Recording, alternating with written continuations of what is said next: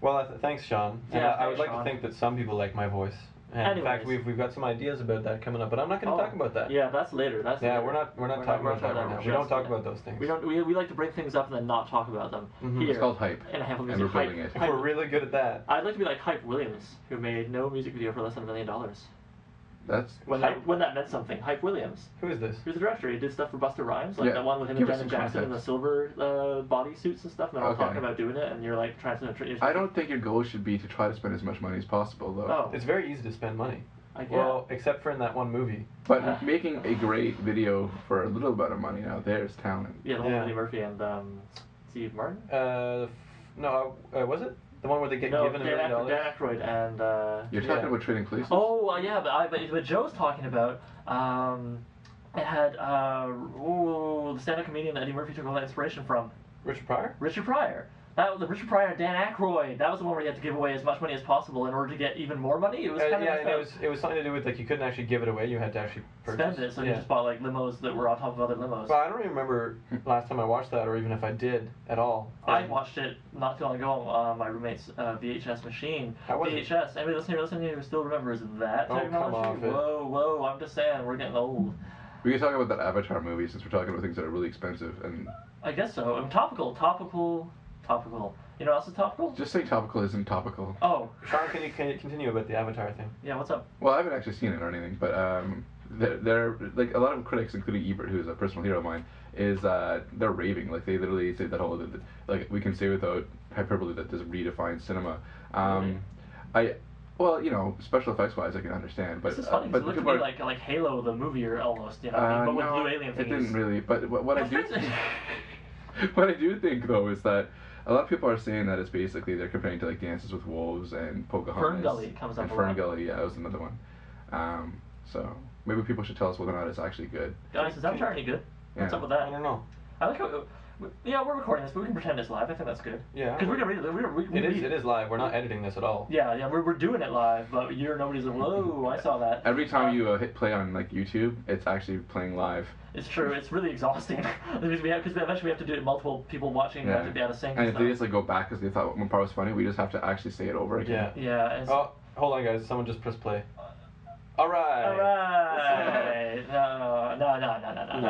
No. But we do read all the comments and stuff. Seriously, We like to do that. seriously. We're not too big yet. We're not too big for reading. No. So you know what else isn't too big for reading? Good one. I thought it was. Thank you. It's Paula Varjack with "Let's Make Tracks."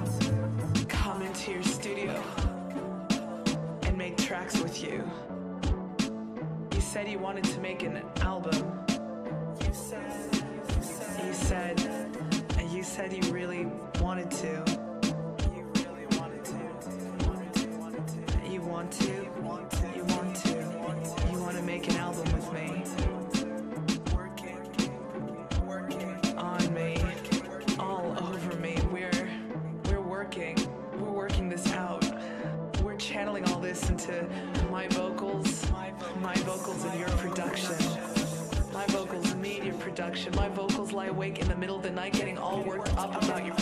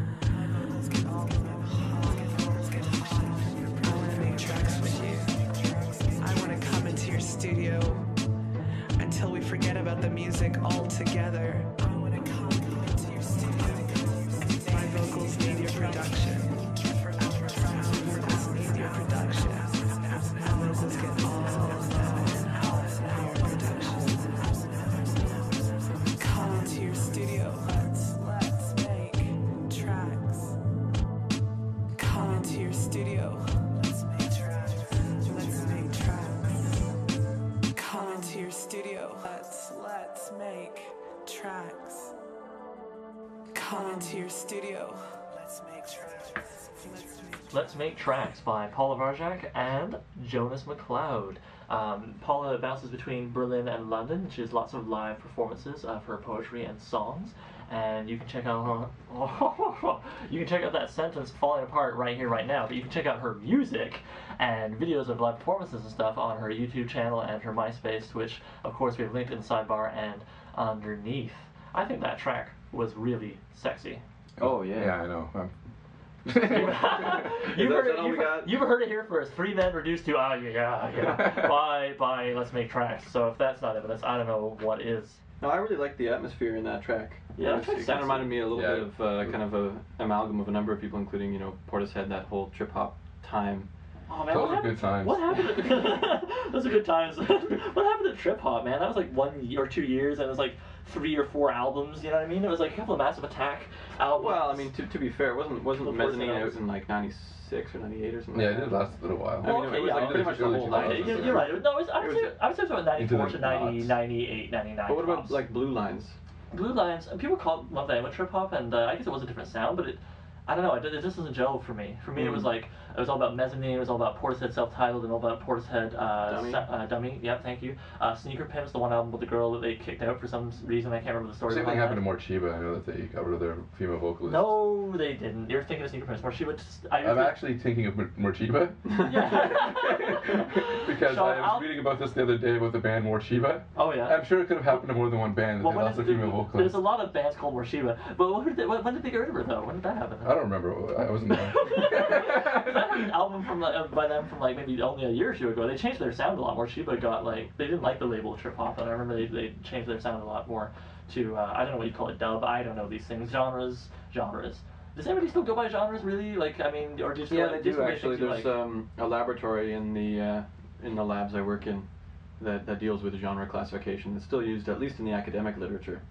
Yeah, I guess. But, when you're recommending things to people, like, it just starts to sound more and more irritating to yourself and the other person when you're like, this is like electro, rock, roll, dub, screamo, scream. I mean, to be fair.